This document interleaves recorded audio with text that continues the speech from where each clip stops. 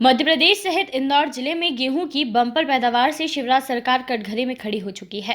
देपालपुर तहसील में पिछले 2 वर्षों की तुलना में इस वर्ष गेहूं की पैदावार 5 गुना दुगनी हुई है, जिससे गेहूं की खरीदी करने वाला प्रशासनिक तंत्र बेबस नजर आ रहा है। कहीं जगह व बारदान की आपूर्ति नहीं हो पा रही है तो कहीं परिवहन की कमी दिखाई दे रही है। गेहूं की फसल तुलवाने आ रहे किसानों के लिए मंडी प्रशासन ने ना तो खाने पीने की व्यवस्था की है, ना ही 44 डिग्री तापमान में टेंट की व्यवस्था की है, जिसके चलते किसानों का शासन प्रशासन पर गुस्सा फूटने लगा है। समस्या बड़ी गंभीर है। यहाँ पे हम 27 तारीख को शाम को आए थे ट्रैक्टर लेके, तो आज कितनी तारीख हुई? 31 है ना। 31 के बाद भी निराकरण नहीं हो रहा है। और जिसके बाद यहाँ तो यहाँ पानी है, ना चाय है, ना खाना है। 15 किलोमीटर से रोज़ 4 दिन के सलन आ रहे हैं, धूप में आ रहे हैं, परेशान हो रहे हैं, कोई सुनने वाला नहीं है। और अंदर एक दिन नंबर लग जाता है, 2 दिन तक माल नहीं उठता है। 2 दिन माल उठने में लगे जितने 2 दिन और बढ़ जाते हैं सर।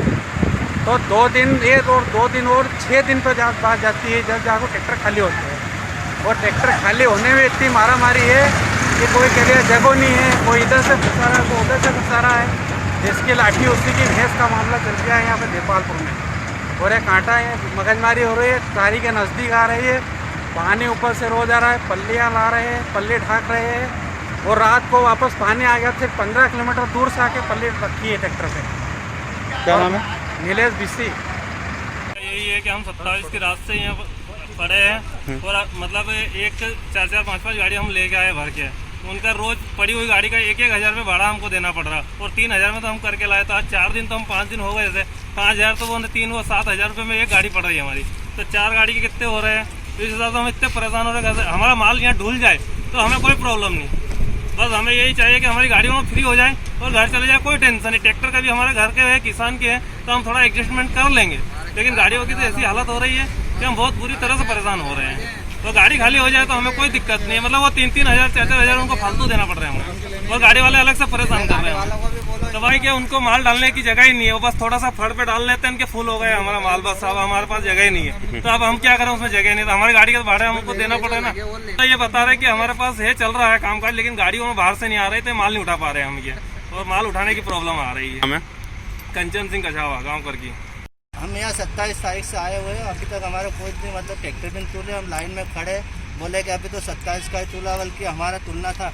3-4 दिन हो गए परेशान हुए, चाय पानी नाश्ता पानी कुछ नहीं, रोटी पानी सब। यहाँ पे किसानों बहुत सारे परेशान हो रहे हैं और सरकार कुछ सुनवाई नहीं कर रही कि गेहूँ तोलेंगे, सबका तोलेंगे, दाना दाना तोलेंगे, क्या कैसे तोलेंगे। जैसे हम किराए से गाड़ी लाए, आइसर लाए बहुत सारी, उनका 1000-2 हज़ार रुपये रोज़ का किराया लग रहा है। और ट्रैक्टर आए 2-2 हज़ार रुपये में, और वो भी 5-5 दिन हो गए, 8-10 हज़ार तो एक ट्रैक्टर का हो गया। गाड़ी का हो गया मतलब 3-3 हज़ार रुपये, तो जोड़ लो 5 दिन का कितने बनेंगे होंगे? 15 हज़ार। तो ऐसे क्या, ऐसे माल नहीं तोले, हम बहुत परेशान हो रहे हैं। सरकार से चाहते जल्दी जल्दी कुछ भी निराकरण हो। राजेश राठौड़ करकी। वहीं खरीदी प्रबंधक का कहना है कि परिवहन नहीं होने से खरीदी केंद्र पर गेहूं रखने की जगह नहीं है। वहीं उस दौरान उन्होंने बारदानों की कमी होने की बात भी स्वीकार की है। वर्तमान में हमारे पास और माल करीब 17,000 कट्टी नीचे बाहर पड़ी है, और थापा मतलब बोलते हैं ट्राली का ऐसा कैसा ढोल रखा है, वो करीब 7-8 हज़ार कुंटल वो है।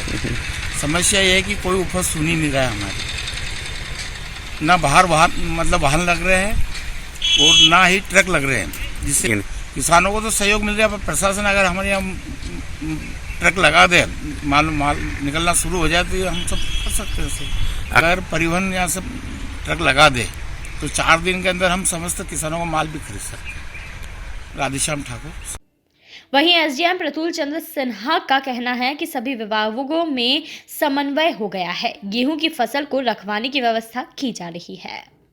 की खरीदी हुई थी या इसके पूर्व के वर्षों में जो खरीदी होती रही है गेहूं की, वो पिछली बार 32,000 मेट्रिक टन गेहूं खरीदी गई थी 2 महीने की अवधि में, और इस बार हम लोगों ने 1 महीने की अवधि में अभी तक लगभग 1.5 लाख मेट्रिक टन गेहूं की खरीदी कर ली है, जो औसत से या जो पिछले वर्ष की तुलना में यदि हम देखें तो 5 गुना है।